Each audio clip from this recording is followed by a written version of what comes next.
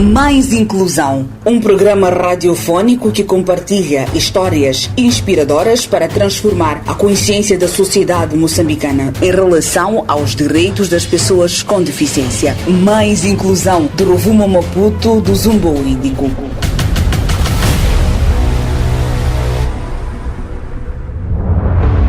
Saudações, amigo ouvinte. Está no ar o seu programa das rádios comunitárias Mais Inclusão, uma produção da Ibrahimo Produções Limitada. Está na vossa companhia Kátia Comaio na apresentação, Abdulrahman Ibrahimo na edição e João Ângelo nos cuidados técnicos. Votos de uma ótima escuta. Mais Inclusão. Mais Inclusão conta com o apoio da TV Surdo. Estimado ouvinte, pode acompanhar esta e outras notícias nas nossas redes sociais, Facebook e YouTube. Para isso, basta pesquisar por Mais Inclusão e fazer a sua subscrição. Amigo ouvinte, iniciamos o programa na cidade de Vilanculo, província de Inhambane, para acompanhar a história de um jovem com deficiência física que recebeu uma cadeira de rodas oferecida por uma instância turística. Mais Inclusão. Jovem de 27 anos recebe cadeira de rodas para melhorar a sua locomoção. Em Vilanculo, um jovem de 27 anos de idade recebeu recentemente uma cadeira de rodas para facilitar a sua locomoção. Trata-se de Adolfo Alfredo, residente no posto administrativo sede do distrito de Vilanculo, na província de Inhambane. Adolfo sofre de deficiência físico-motora nos membros inferiores e na passada sexta-feira, 8 de novembro, teve o privilégio de receber o novo meio de compensação das mãos da gestora de uma das instâncias turísticas locais. Segundo contou, a nova cadeira de rodas vai ajudá-lo a deslocar-se com mais comodidade e independência. O jovem destacou ainda que o gesto solidário é uma prova de que ainda existem pessoas dispostas a fazer o bem, mesmo sem serem solicitadas. Ela me encontrou lá no... De repente aí me disse, Adolfo não tem carinha. Meu carinha pariu. Depois ela levou meu número, depois falou que vou tentar 3 dias, depois me ligaram que venha aqui para receber carinha. Fiquei muito feliz. Mais ou menos quanto tempo ficou sem carinha? 3 anos. Eu tenho sorte. Por sua vez, Sofia Ibrahimo, a gestora que fez a doação, explicou que a iniciativa partiu de um gesto de pura solidariedade. Disse que, ao tomar conhecimento da situação do jovem, sentiu-se sensibilizada e decidiu agir. Começou porque encontrei um moço num lugar que nunca pensei que ia encontrar alguém daquele género e gatinhava o moço e eu achei que ele é um moço brilhante. Eu perguntei-lhe se ele não tinha cadeira de rodas. Ele disse que já teve, mas que estava variada.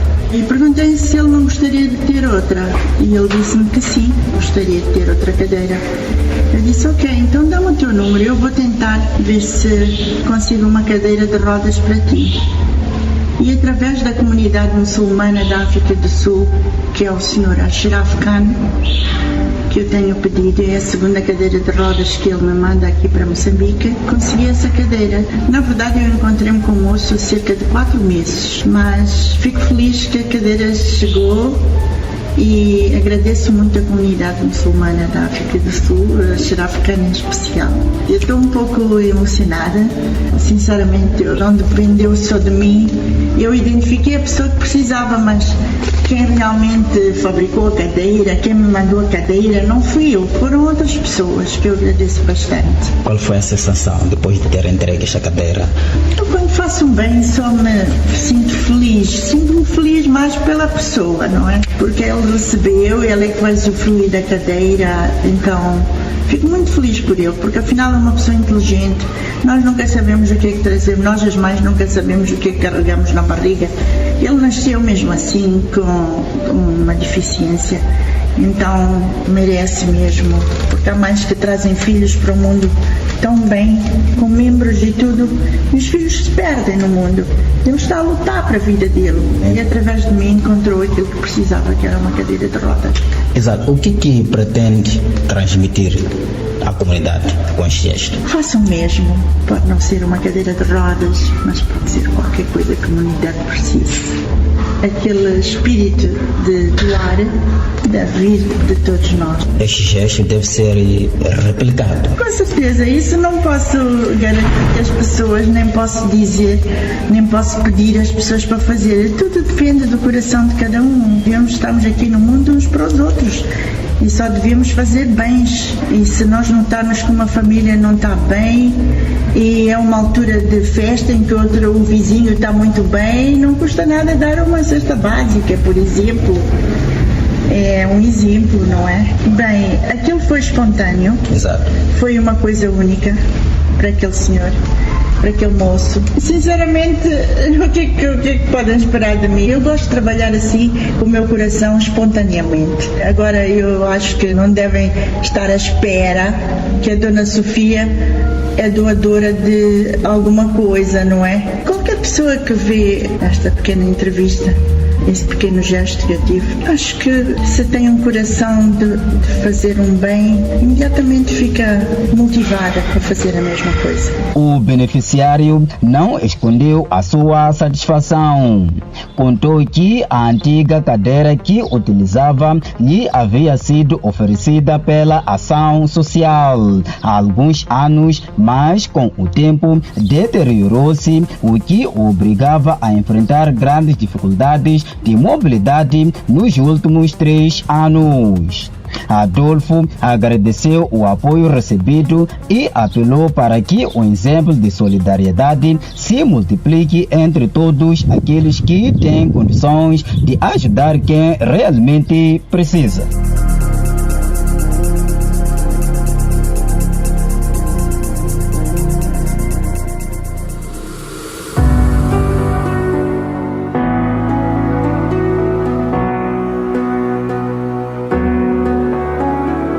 Obrigado, Manuel Gotine. Depois de Vilanculo, seguimos para a cidade de Maputo, onde vamos conhecer o trabalho da ROSC sobre uniões prematuras e suas consequências para as meninas. Mais inclusão. Saudações, amigo ouvinte. Estamos na ROSC para falar com a coordenadora desta organização, Salomé Nhombir, que vai falar sobre uniões prematuras em Moçambique e suas consequências. Doutora, fala um pouco em relação ao impacto das uniões prematuras em Moçambique. Bom, atualmente temos registros oficiais que indicam que 41% das raparigas em Moçambique ainda casam prematuramente, estão em uniões prematuras. Em 2011 até 2019, as estatísticas indicavam para 48%, ou seja, quase metade das meninas em Moçambique casavam antes dos 18 anos. E indicam os estudos recentes que houve uma pequena redução, por aí 3%. Devo confessar que é uma redução muito pequena, olhando para a perspectiva do tempo, mas que é influenciada por vários fatores, como, por exemplo, a questão das normas sociais do nosso país, principalmente nas zonas rurais, a questão dos choques climáticos, temos ciclones, temos secas, temos cheias, e todos estes fatores vêm agudizar a pobreza das populações. E esta pobreza, por causa da configuração de gênero no nosso país, da desigualdade de gênero, a pobreza recai sobre as mulheres. E as uniões prematuras são um flagrante desta constatação. Sobre o impacto, exatamente, é que quando nós temos quase metade das meninas no nosso país que se casam antes dos 18 anos, temos um país que dificilmente vai sair do ciclo de pobreza. 48%, 44% são números que representam a grande parte da nossa população. Estamos a falar que a educação pode investir nas meninas até determinada idade, os 12, 13, 14 anos, e depois, quando esta menina vai para a união prematura, esse investimento vai água abaixo. É da primeira, digamos, até a sexta, a sétima classe. Depois, essa menina não contribui de forma alguma para o desenvolvimento do país, muito pelo contrário, vai encarecer a economia, vai encarecer a vida, vai representar ainda mais um custo adicional, porque é a menina de 12, 13 anos que vai ficar grávida em decorrência da união prematura, e quando quando vai dar à luz, o parto é difícil, temos que mobilizar outra estrutura médica para atender esta menina e às vezes até chega a perder a vida, ela e o seu filho nesse caso. A consequência mais óbvia de gravidezes precoces que decorrem de uniões prematuras ou o contrário são as fístulas obstétricas. As fístulas obstétricas são um custo para a saúde, são um custo para o governo, são um custo para o Estado. A desistência escolar também é um custo para o Estado. Toda a configuração de violência baseada no gênero e não só, que vai acontecer na vida desta menina que está em união prematura, também são um custo para o nosso Estado. Portanto, do ponto de vista de impacto, é esta menina que é desprovida de oportunidades de desenvolvimento, de crescimento são, de ser exposta à educação e outros espaços que a permitam desenvolver as suas habilidades, se tornar uma excelente médica, tornar-se, por exemplo, uma excelente engenheira e tal, e ser ainda mais pobre. É a família dela que vai crescer com mais crianças, mais membros, que já era pobre, também vai aumentar a pobreza. Portanto, o impacto das uniões prematuras tem que ser visto e lido, não só do ponto de vista da incisão direta na menina, que é a vítima a principal das uniões prematuras, mas alargar para outros atores, a sua comunidade, que vai ficar sem aquela médica, sem aquela engenheira, sem aquela professora, alargar para nós como país, que vamos ter que tirar um pouco dos nossos impostos para custear fístulas obstétricas, má nutrição, doenças crônicas que crianças decorrentes dessas relações adquirem e saúde que depois interrompe o seu ciclo, etc, etc. E poderia enumerar por aí, mas convidar a refletir que as uniões prematuras são um fator negativo para as meninas que sofrem diretamente, para as suas comunidades, para a província, mas também para nós como Moçambique no seu todo. Todos nós como país saímos a perder com as uniões prematuras. E vossa organização, qual é o papel, que trabalho de advocacia tem feito com vista a combater este mal? O ROSC, juntamente com outras organizações que fazem parte da CECAP e não só, aqui é a Coligação para a Eliminação das Uniões Prematuras, e outras organizações também que não fazem parte da CECAP, trabalhou muito afincadamente para 2019 celebrar-se a aprovação da Lei de Prevenção e Combate às Uniões Prematuras, que foi um momento histórico não só para as organizações da sociedade civil, mas para nós como país. Foi um trabalho de advocacia, de mobilização, de auscultação, um trabalho que envolveu vários atores e culminou, portanto, com a aprovação desta lei. Aprovada a lei de 2019 até aqui, estamos ainda de forma conjunta a trabalhar na componente da divulgação desta lei. Temos consciência que em vários sítios, vários locais que ainda decorrem uniões prematuras, fundamentam nas práticas culturais, práticas sociais, mas também essa componente de desconhecimento da lei. Então, há um trabalho que está-se a fazer de forma conjunta, sociedade civil, governo, de modo a disseminar a lei de prevenção e combate às uniões prematuras, mas também de exigir a aplicação da lei. Não é? Para os casos em que encontram-se situações de uniões prematuras, registram-se esses casos, é necessário que esses casos sejam levados à vara da justiça. Outro trabalho que nós fazemos é de assegurar que a justiça cumpre o seu papel, que há aqui a aplicação da lei e que a lei é aplicada de forma justa, mas também há um trabalho que se faz de promover leis que sejam exemplares no sentido de, se o fulano foi condenado por uniões prematuras, eu nem me atrevo a promover uniões prematuras, não é? Então é preciso que as leis estejam lá, que a justiça faça encaminhamento e seguimento dos casos em tempo útil, mas que aplique leis exemplares também. Uniões prematuras, como falamos anteriormente, são uma grave violação dos direitos humanos das raparigas. Depois tem consequências para um pouco todos nós. Mas, doutora, havia um subsídio na lei. O que aconteceu para ser retirado? Para que as famílias mais carenciadas que sejam subsidiadas com vista a combatar, porque um dos fatores é que as famílias são carenciadas. Esta menina, às vezes, é troca de um benefício da família. Este argumento de que a pobreza é fundamento para as uniões prematuras, nós olhamos como discriminação de gênero. Se a família é pobre, a família família reconhece-se numa situação de pobreza, tem meninas e meninos, por que é que apenas mobiliza e sacrifica raparigas para colmatar, entre aspas, esta pobreza? Não haveria aqui espaço para se pensar de que forma os rapazes também poderiam contribuir para a redução dessas pobrezas e não apenas as meninas? E vejas que na situação de uniões prematuras, a menina depois sai de casa, não é? Para o casamento, entre aspas.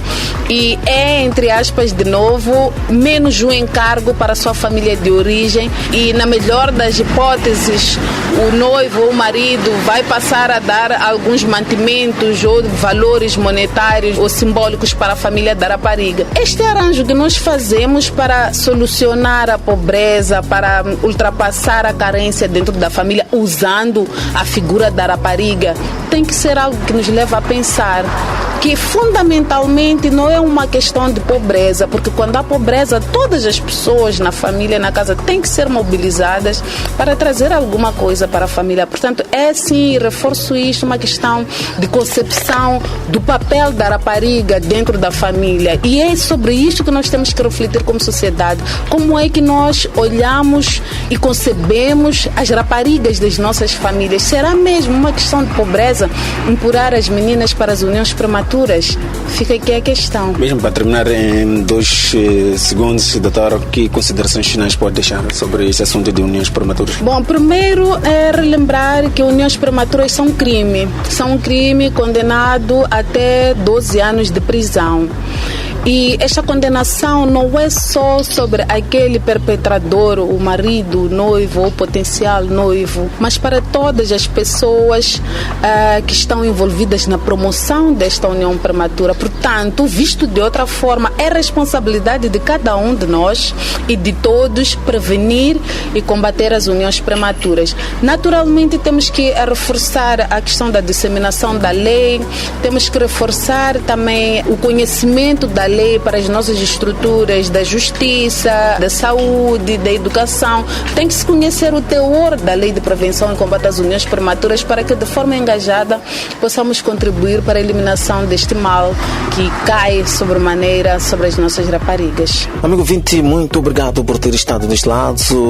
Falamos hoje sobre as situações das uniões prematuras em Moçambique, que traz várias consequências para as crianças em todo o país. Quem esteve a falar é a coordenadora da ROSC, Salomé Nhombir. Assim que o ouvinte que esteve em nossa sintonia, nosso muito obrigado e até numa próxima oportunidade.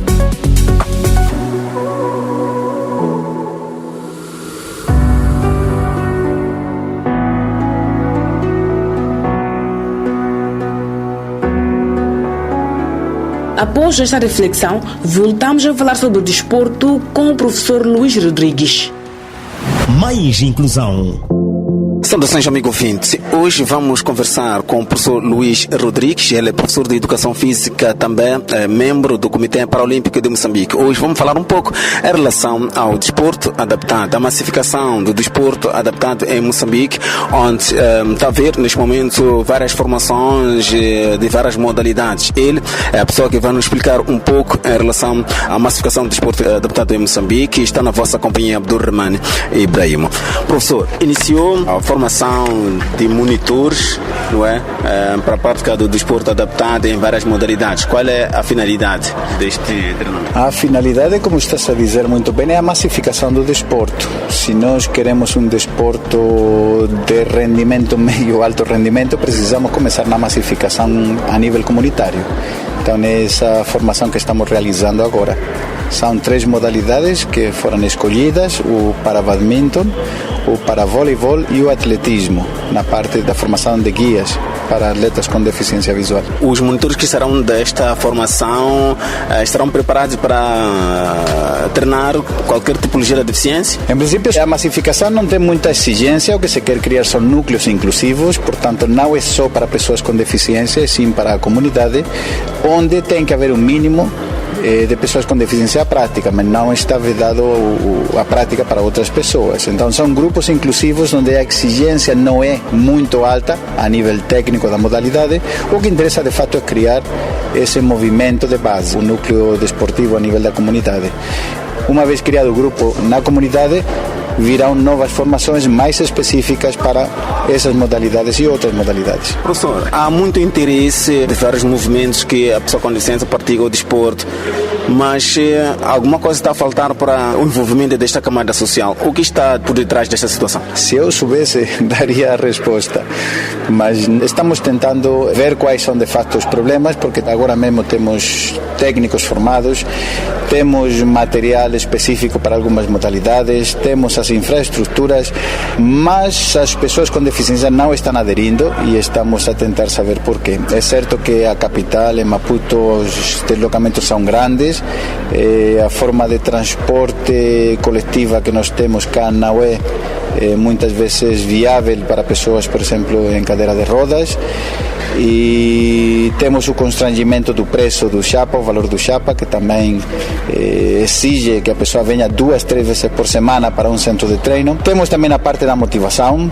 a motivação intrínseca, a motivação depende da experiência muitas vezes que a pessoa com deficiência tem da área do desporto. Uma criança, um jovem que foi, podemos dizer, que foi dispensado das aulas de educação física, todo o ensino primário e secundário, quando tem 18, 19, 20 anos com vidas para fazer desporto e não entende que de fato é uma área que ele pode explorar, porque foi, digamos, afastado durante muitos anos. Então, professor, na nota com o professor, a relação para pessoas com deficiência físico-motora, durante o período de escolaridade, foi excluído, não é, na sala de educação física, por razões que ele pode não saber, neste caso falo de um jovem, um atleta com deficiência. Pode ser uma das razões, a fraca massificação do desporto a nível da cidade de Maputo. Mas já pensaram em formar alguns núcleos fora da cidade, professor de Maputo? O projeto começa em casa.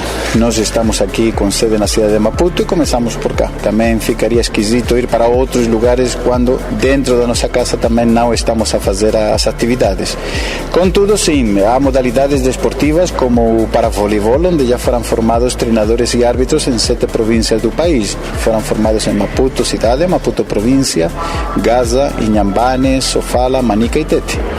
Então já foi formado, se fez esse esforço de ir a várias e sair do desporto daqui da Zona Sul, ir até a Zona Centro.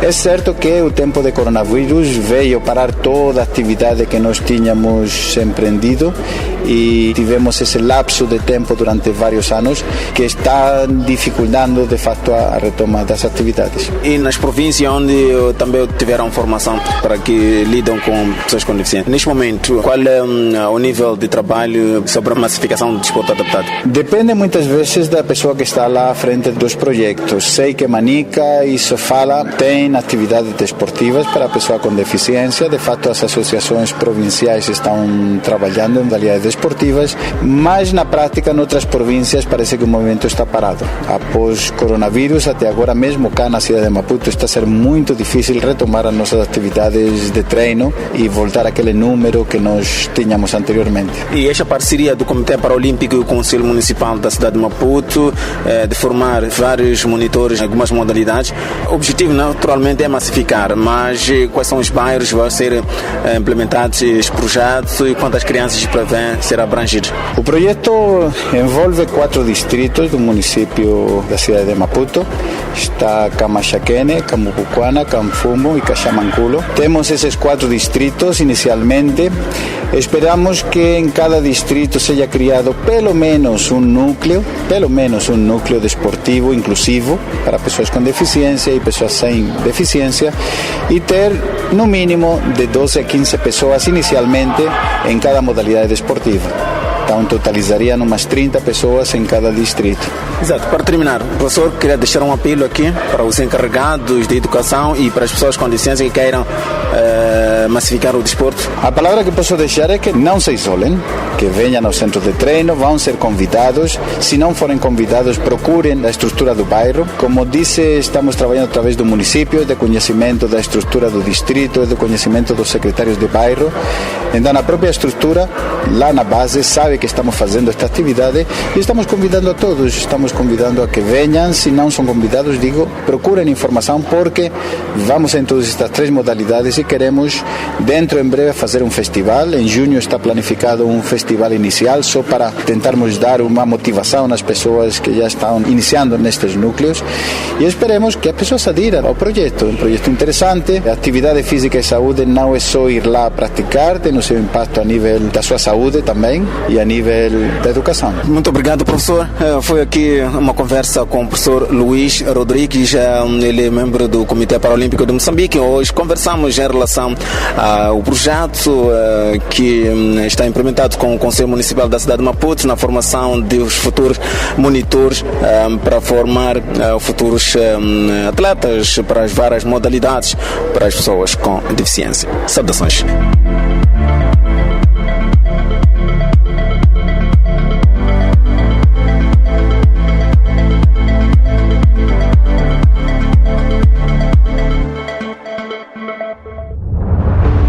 Nos momentos finais do programa Mais Inclusão, estiveram na vossa companhia Kátia Kumaio na apresentação, Abdulrahman Ibrahim na edição, João Ângelo nos cuidados técnicos. Mais Inclusão, 4 anos na promoção dos direitos das pessoas com deficiência. Uma produção da Ibrahim Produções Limitada com o apoio da TV Surdo. Até a próxima edição. Mais Inclusão, um programa radiofônico que compartilha histórias inspiradoras para transformar a consciência da sociedade moçambicana em relação aos direitos das pessoas com deficiência. Mais Inclusão, do Rovuma Maputo do Zumbo Índico.